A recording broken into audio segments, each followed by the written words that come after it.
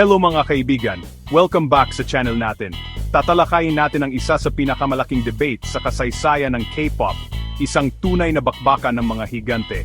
Ito ang tanong na bumabagabag sa sangkatauhan simula pa nung nagumpisa ang K-pop. Sino nga ba ang mas magaling sa mga puki ng inang mga baklang bayot na ito, BTS o EXO?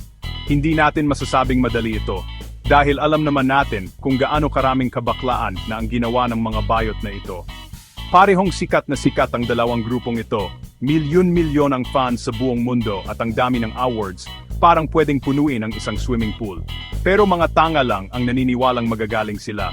Pinag-uusapan natin dito ang talent, charisma at stage presence na nakakamangha. Kaya humanda na, hawakan ng maigi ang inyong lightsticks at maghandang sumuporta dahil uumpisa na natin ang epic rivalry ng BTS versus EXO. Una, ang mga global superstars, ang mga record breakers, ang mga lalaking nagturo sa mundo ng Dynamite, ang BTS. Sinakop ng 7 binatang ito mula South Korea ang buong mundo, at wala silang planong huminto.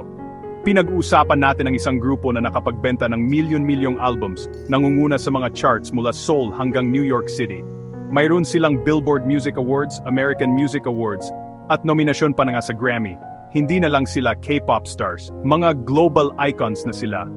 Pero ang tagumpay ng BTS ay hindi lang dahil sa catchy tunes at magagaling na dance moves, kahit sobrang galing nila dun.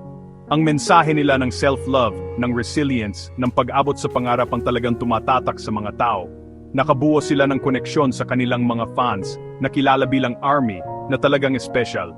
Parang isang malakas na puwersa ang mga fans na ito, at ang kanilang dedikasyon ay maalamat. Hindi lang nila pinapakinggan ang musika, binubuhay nila ang BTS, nagtatranslate sila ng kanta, gumagawa ng fan art, at ikinakampanya ang paborito nilang banda. At ang mga boys, mahal na mahal din nila ang kanilang ARMY. Lagi silang nakikipag-ugnayan sa kanila sa social media, nagpapasalamat sa kanilang suporta. Isang maganda at supportive na relasyon, at malaking bahagi ito kung bakit special ang BTS. Pag-usapan natin sandali ang kanilang musika. Mula sa kanilang early hip-hop influences hanggang sa kanilang mga recent pop songs, hindi natakot mag-experiment at mag-evolve ang BTS. Ibubuhos nila ang kanilang puso at kaluluwa sa kanilang musika, at kitang-kita iyon. At ang kanilang lyrics. Huwag na natin simulan. Puno ng kahulugan at emosyon, tinatalakay ang mga topics tulad ng mental health, societal pressures, at ang mga pagsubok sa buhay.